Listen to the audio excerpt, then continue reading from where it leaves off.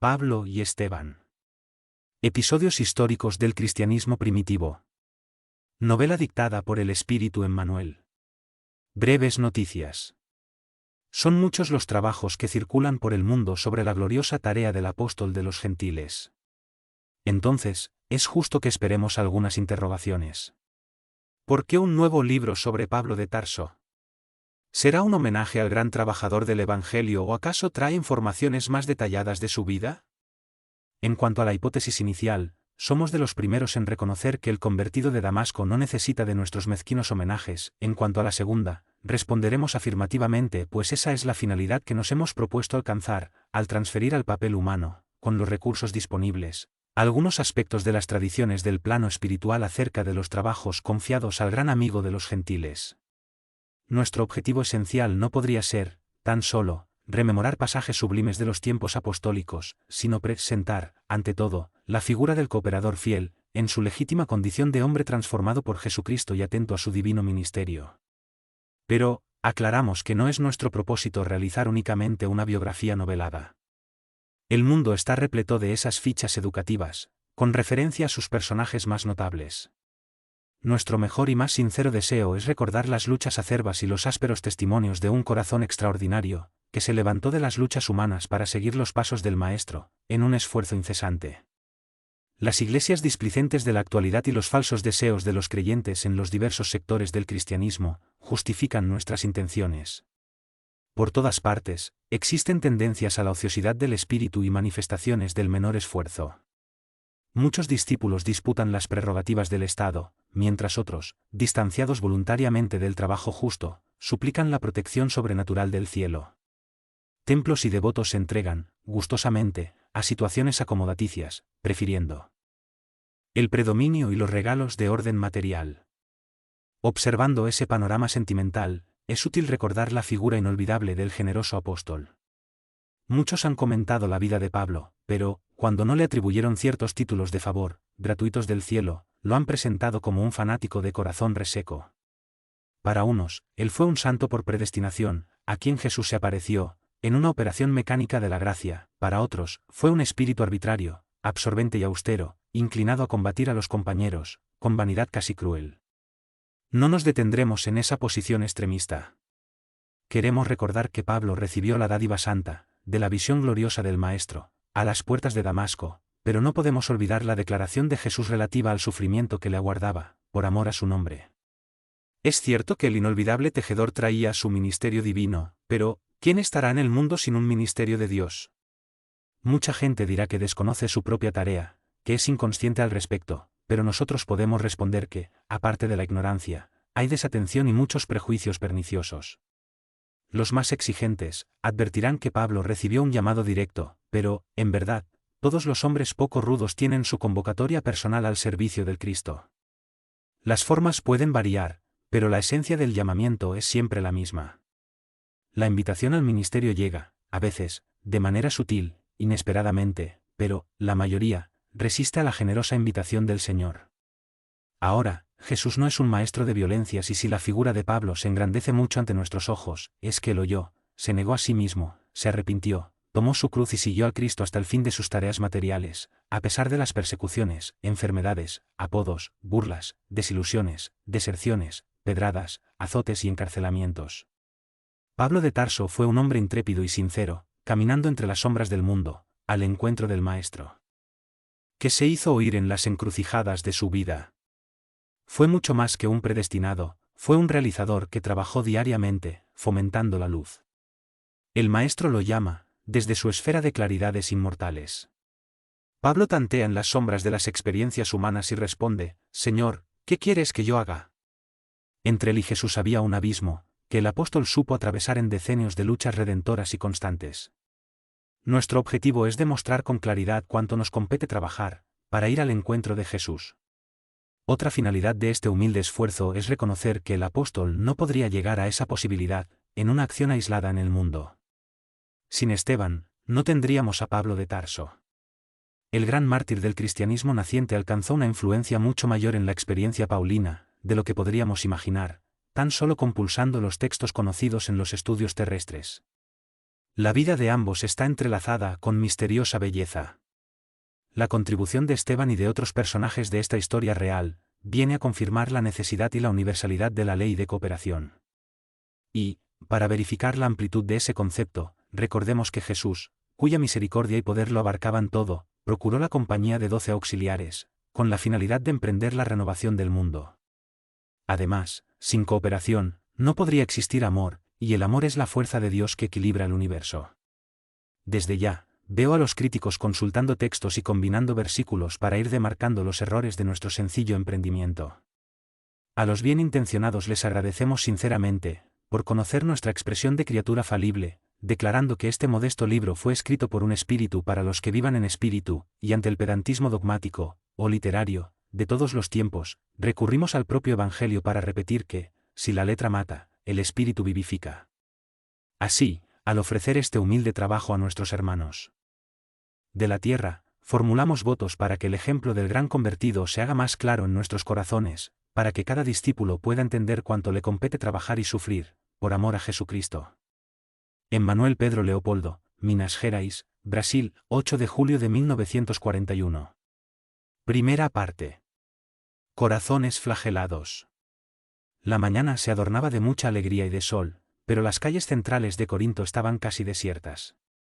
En el aire jugaban las mismas brisas perfumadas, que soplaban de lejos, sin embargo, no se observaban el suntuoso aspecto de las vías públicas, la sonrisa despreocupada de sus niños ni el movimiento tan habitual de las literas de lujo, que resaltaban por su andar acostumbrado.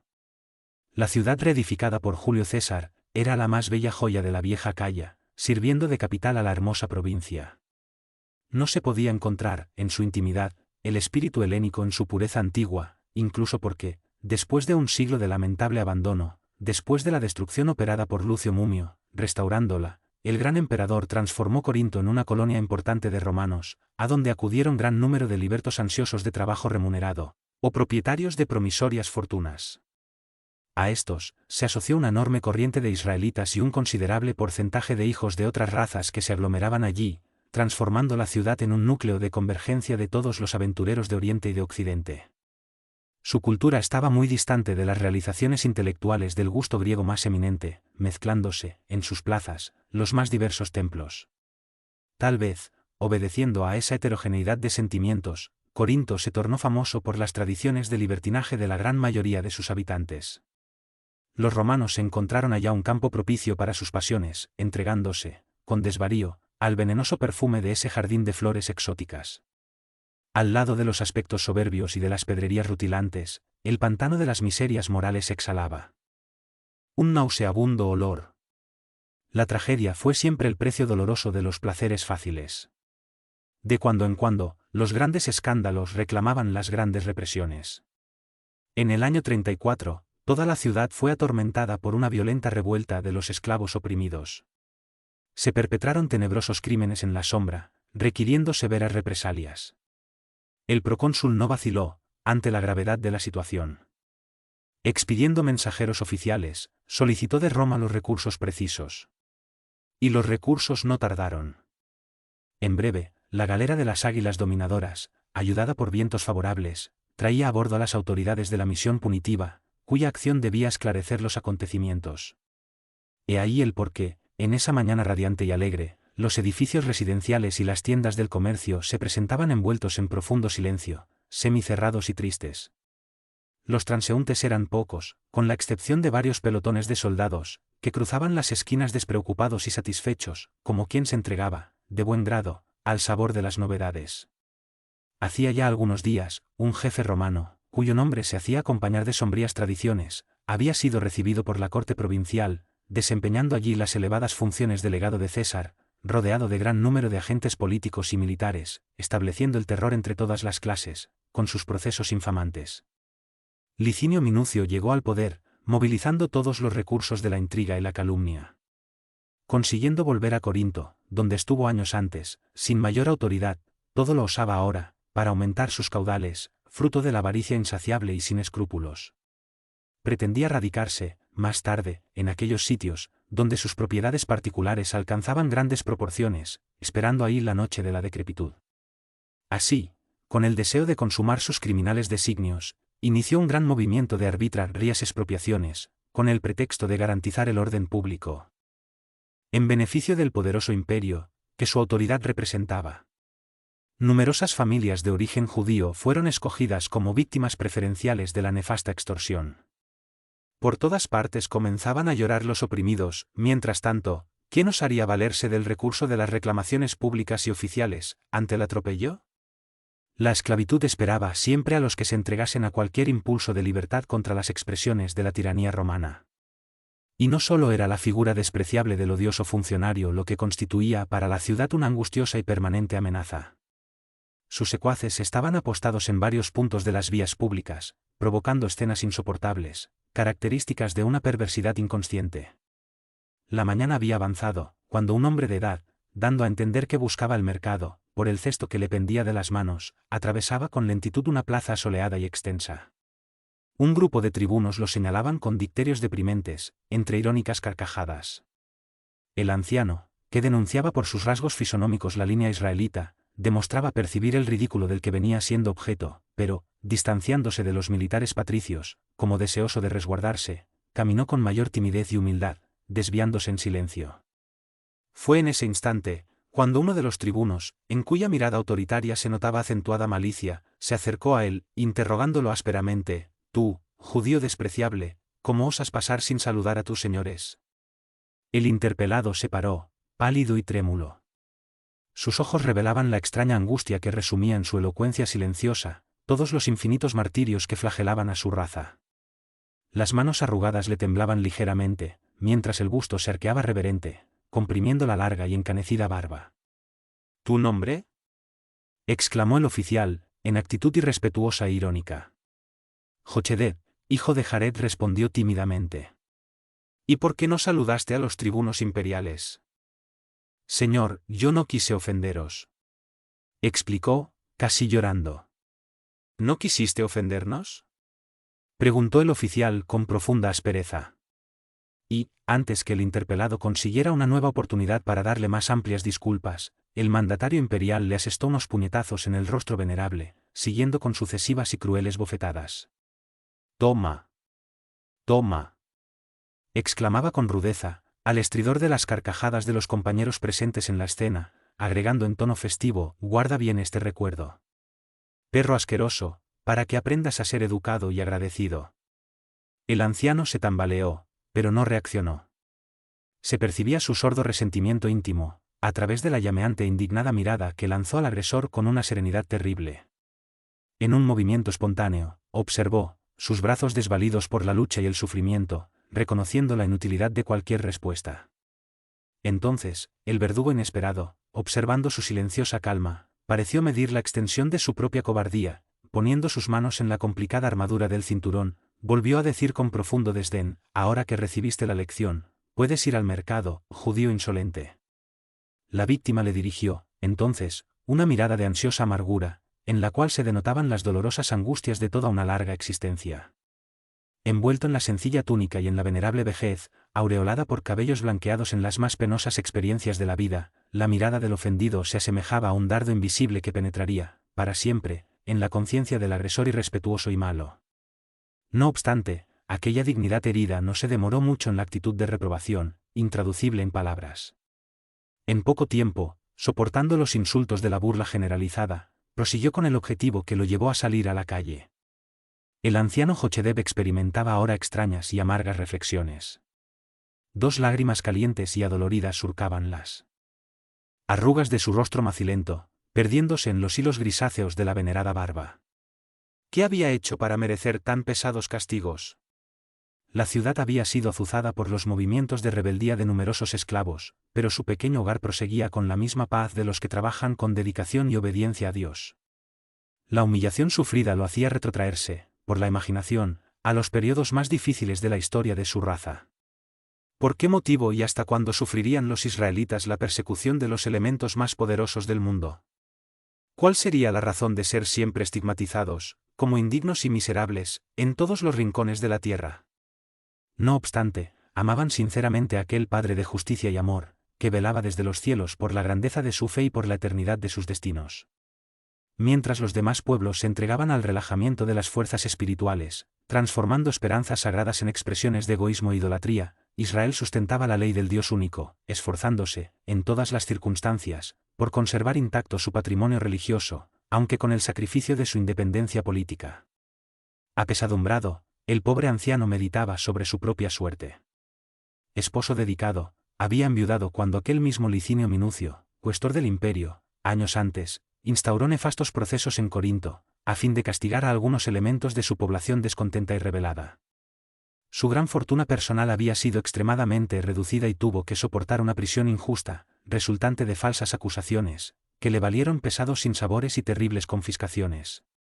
Su mujer no había resistido los sucesivos golpes que hirieron fatalmente su sensible corazón, sumergiéndola en la muerte, atormentada por acerbos disgustos y dejándole los 2 hijos que constituían la corona de esperanza de su laboriosa existencia.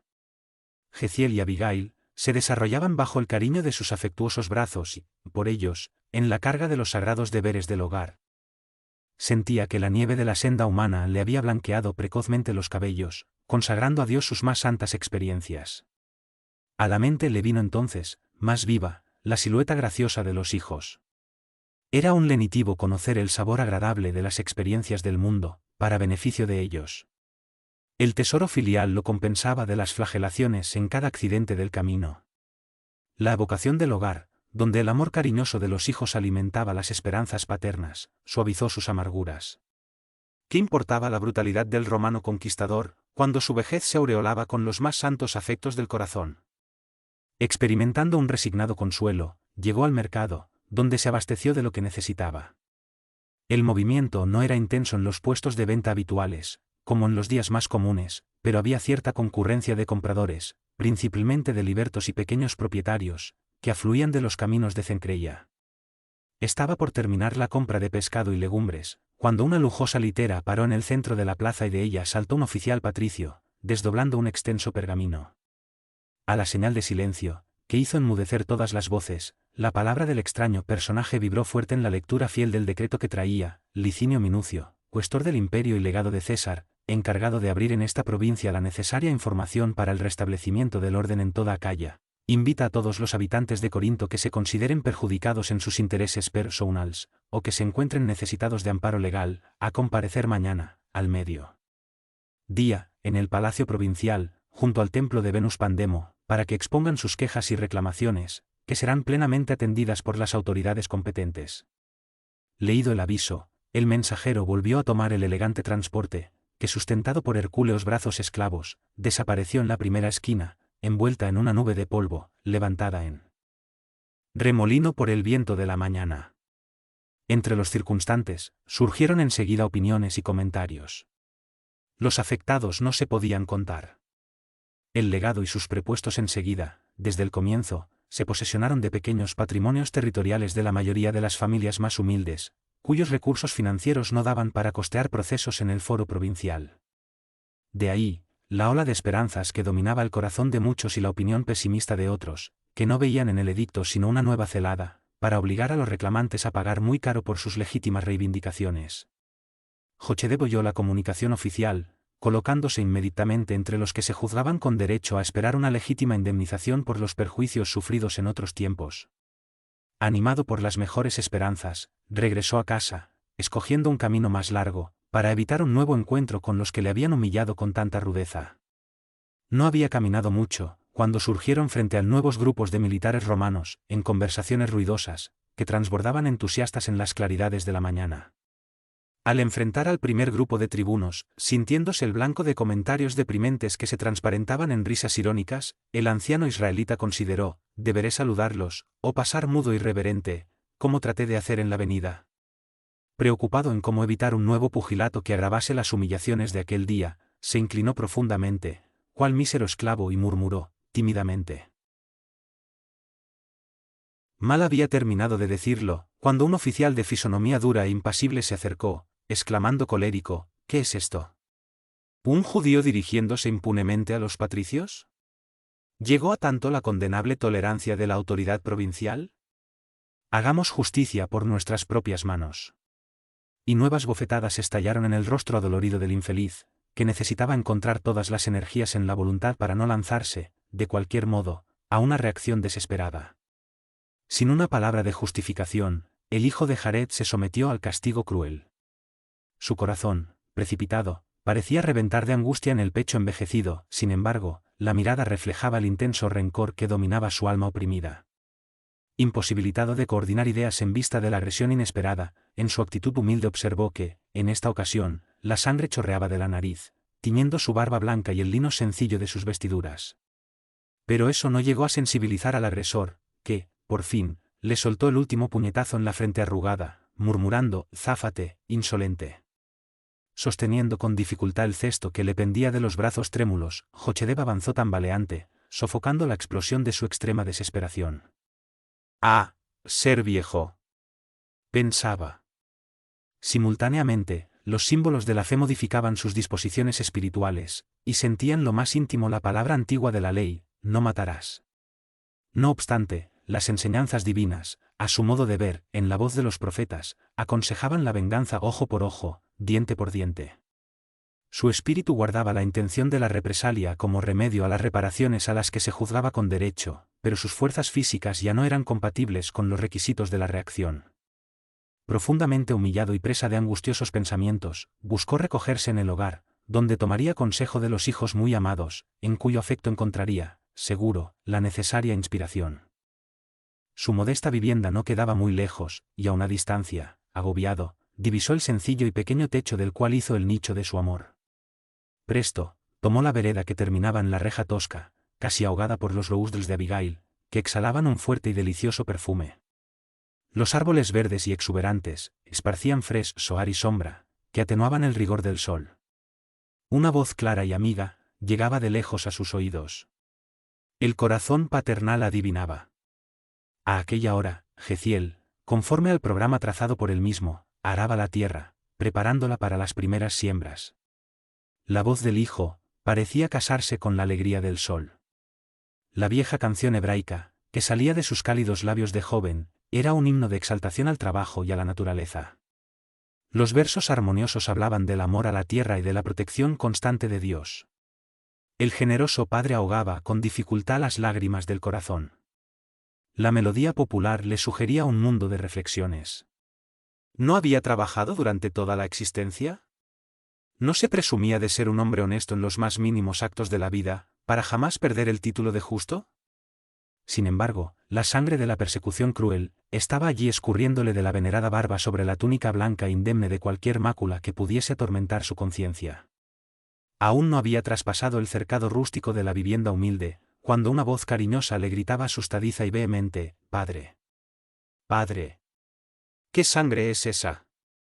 Una joven de notable hermosura corría a abrazarlo con inmensa ternura, al mismo tiempo que le arrancaba el cesto de las manos trémulas y adoloridas.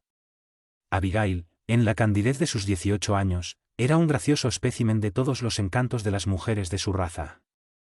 Los cabellos sedosos le caían en caprichosas ondulaciones sobre los hombros, enmarcando su rostro atrayente en un conjunto armonioso de simpatía y belleza. No obstante, lo que más impresionaba, en su talle esbelto de niña y joven, eran sus ojos profundamente negros, en los cuales una intensa vibración interior parecía hablar de los más elevados misterios del amor y de la vida. «Hijita, mi querida hija», murmuró él, acogiéndose en sus brazos cariñosos. En breve, daba cuenta de todo lo ocurrido. Y, mientras el anciano progenitor bañaba el rostro herido, con la infusión balsámica que la hija preparó cuidadosamente, Jeziel era llamado a enterarse de lo acontecido.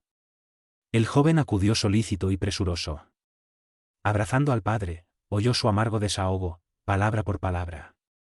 En el vigor de la juventud, no se le podría dar más de 25 años, pero la mesura de los gestos y la gravedad con la que se expresaba, dejaban entrever un espíritu noble, ponderado y servido por una conciencia cristalina. «Valor, padre», exclamó después de oír la dolorosa exposición, poniendo en las expresiones de firmeza un acentuado cuño de ternura. «Nuestro Dios es de justicia y sabiduría. Confiemos en su protección».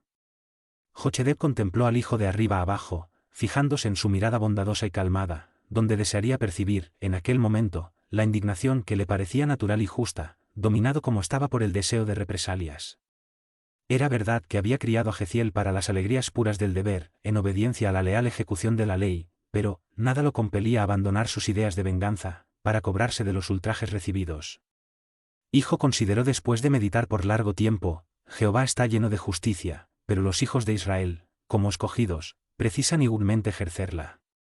¿Podríamos ser justos, olvidando afrentas? No podré descansar, sin el reposo de la conciencia por la obligación cumplida. Tengo necesidad de señalar los abusos de los que fui víctima, en el presente y en el pasado, y mañana iré al legado a ajustar mis cuentas. El joven hebreo hizo un movimiento de asombro y agregó, ¿acaso iréis ante el cuestor Licinio, esperando reivindicaciones legales? ¿Y los antecedentes, padre? ¿No fue ese mismo Patricio quien os despojó de un gran patrimonio territorial, llevándoos a la cárcel? ¿No veis que él tiene en las manos las fuerzas de la iniquidad? ¿No serán de temer nuevas embestidas, con el fin de despojarnos de lo poco que nos resta? Jochedeb escrutó en la mirada del hijo, mirada que la nobleza del corazón rociaba de lágrimas emotivas, pero en su rigidez de carácter, acostumbrado a ejecutar sus propios designios hasta el fin, exclamó casi secamente, como sabes, tengo viejas cuentas que arreglar, y, mañana, de conformidad con el edicto, aprovecharé la ocasión que el gobierno provincial nos faculta. Padre, os suplico, advirtió el joven, entre respetuoso y cariñoso, no echéis mano de esos recursos. ¿Y las persecuciones?, exclamó el anciano enérgicamente. ¿Y ese torbellino incesante de ignominias en torno a los hombres de nuestra raza? ¿No tiene que haber un término en ese camino de infinitas angustias? ¿Asistiremos, inermes, al atropello de todo lo que poseemos de más sagrado? Tengo el corazón indignado con esos crímenes odiosos, que nos alcanzan impunemente. La voz se le volvió arrastrada y melancólica, dejando percibir un extremo desánimo. No obstante, sin turbarse con las objeciones paternas, Jeziel prosiguió, pero esas torturas no son nuevas. Hace muchos siglos, los faraones de Egipto llevaron tan lejos la crueldad para con nuestros ascendientes, que los niños de nuestra raza eran asesinados desde que nacían. Antíoco Epifanes, en Siria, mandó a degollar a mujeres y niños, en lo recóndito de nuestros hogares. En Roma, de tiempo en tiempo, todos los israelitas sufren vejaciones y confiscaciones, persecuciones y muerte.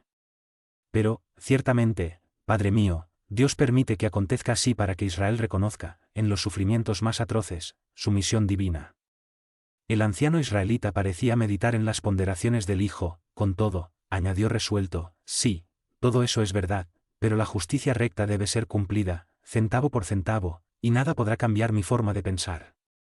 Entonces, ¿iréis a reclamar mañana ante el legado? Sí. En ese momento, la mirada del joven se dirigió hacia la vieja mesa donde reposaba la colección de los escritos sagrados de la familia.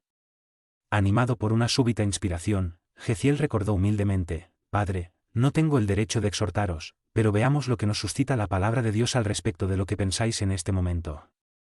Y abriendo los textos al azar, conforme a la costumbre de la época, con la finalidad de conocer la sugestión que les pudiesen facultar las sagradas letras, leyó en la parte de los proverbios, Hijo mío, no rechaces la corrección del Señor, ni te enojes de su reprensión, porque Dios reprende a aquel que ama, así como el padre al hijo a quien quiere bien.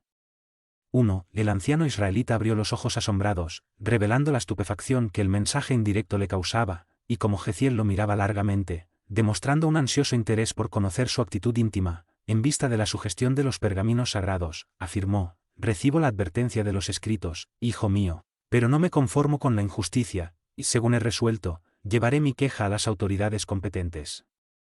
El joven suspiró y dijo resignado, que Dios nos proteja. JJJ. Al día siguiente, se reunía una compacta multitud junto al templo de la Venus popular. Del antiguo caserón donde funcionaba un tribunal improvisado, se veían las lujosas y extravagantes literas que cruzaban la gran plaza en todas las direcciones. Eran patricios que se dirigían a las audiencias de la corte provinciana, los antiguos propietarios de la fortuna particular de Corinto, que se entregaban a los entretenimientos del día, a costa del sudor de los misérrimos cautivos. Un inusual movimiento caracterizaba el local, observándose, de vez en cuando, los oficiales embriagados que dejaban el ambiente viciado del templo de la famosa diosa, entupido de embriagantes perfumes y condenables placeres. Jochedeb atravesó la plaza, sin detenerse para fijarse en cualquier detalle de la multitud que lo rodeaba, y penetró en el recinto, donde Licinio Minucio, rodeado de muchos auxiliares y soldados, expedía numerosas órdenes. Los que se atrevieron a presentar la queja pública tan solo excedían a un centenar, y después de prestar declaraciones individuales, bajo la mirada penetrante del legado, eran conducidos uno por uno para dar solución aislada al asunto que les atañía. Llegado su turno, el anciano israelita expuso sus reclamaciones particulares, atinentes a las indebidas expropiaciones del pasado y a los insultos de los que había sido víctima en la víspera, mientras el orgulloso patricio anotaba sus menores palabras y actitudes, desde lo alto de su cátedra, como quien ya conocía, de largo tiempo, al personaje encausado. Conducido nuevamente al interior, Jochedeb esperó, como los demás, la solución de sus pedidos de reparación a la justicia, pero en poco tiempo, mientras otros eran convocados nominalmente al arreglo de las cuentas con el gobierno provincial, observó que el antiguo caserón se envolvía en gran silencio, percibiendo que su proceso, posiblemente, había sido aplazado por circunstancias que no podía suponer. Instado nominalmente a dirigirse al juez, oyó, muy sorprendido, la sentencia negativa, leída por un oficial que desempeñaba las atribuciones de secretario de aquella alzada. El legado imperial, en nombre de César, resuelve ordenar la confiscación de la supuesta propiedad de Jochedeb ben Jared, concediéndole 3 días para desocupar las tierras que ocupa indebidamente, visto que pertenecen, con fundamento legal, al cuestor Licinio Minucio, habilitado a probar, en cualquier momento, sus derechos de propiedad. La inesperada decisión causó una intensa conmoción al anciano israelita, a cuya sensibilidad aquellas palabras llevaron un efecto de muerte.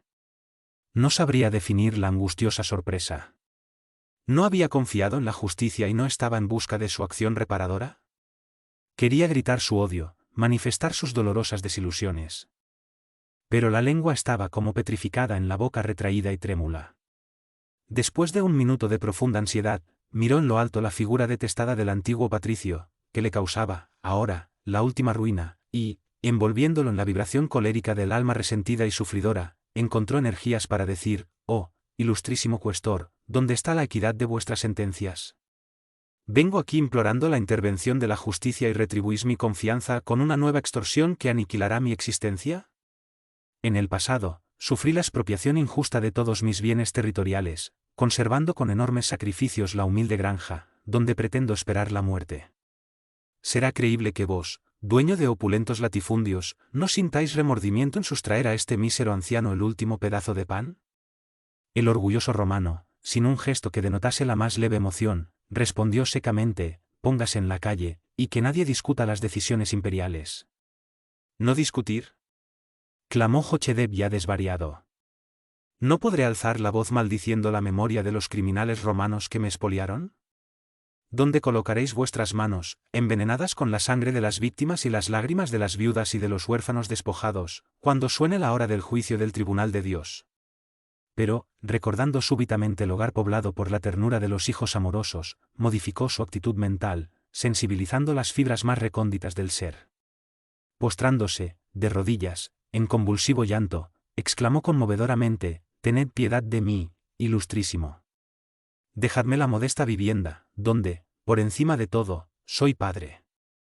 Mis hijos me esperan con el beso de su afecto sincero y dedicado». Y añadía, ahogado en lágrimas: «Tengo 2 hijos que son 2 esperanzas del corazón. Dejadme la casita, por Dios.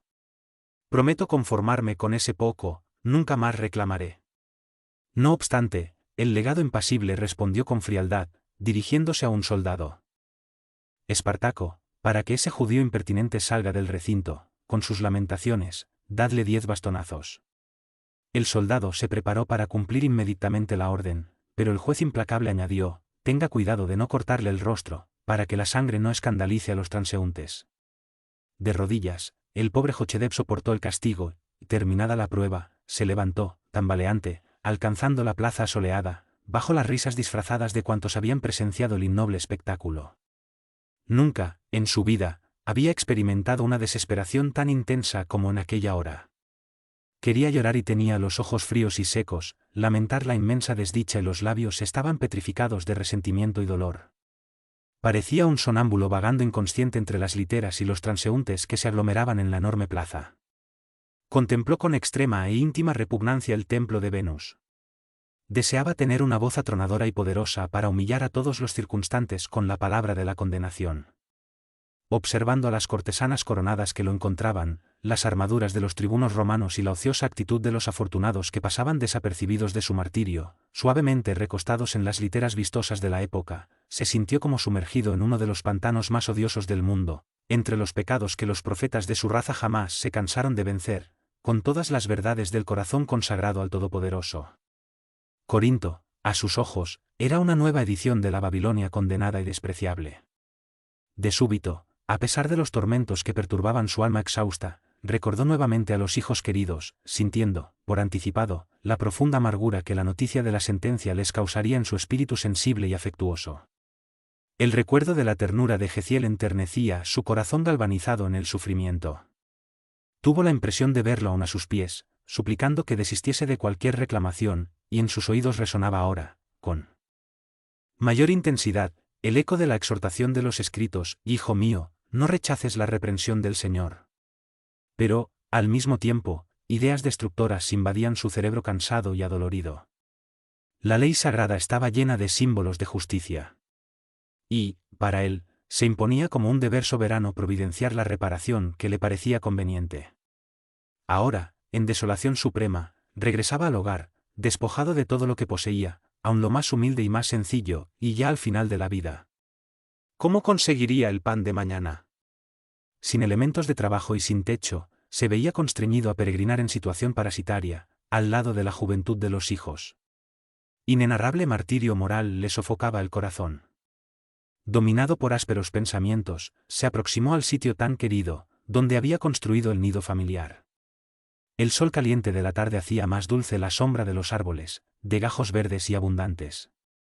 Jochedeb avanzó por el terreno, que era propiedad suya, y, angustiado por la perspectiva de abandonarlo para siempre, dio oportunidad a que terribles tentaciones desvariasen su mente. ¿Las tierras de Licinio no limitaban con su granja? Apartándose del camino que lo llevaba al ambiente del hogar, penetró en los matorrales próximos, y después de algunos pasos, fijó su mirada en la línea de demarcación, entre él y su verdugo. Los pastos del otro lado no parecían bien cuidados.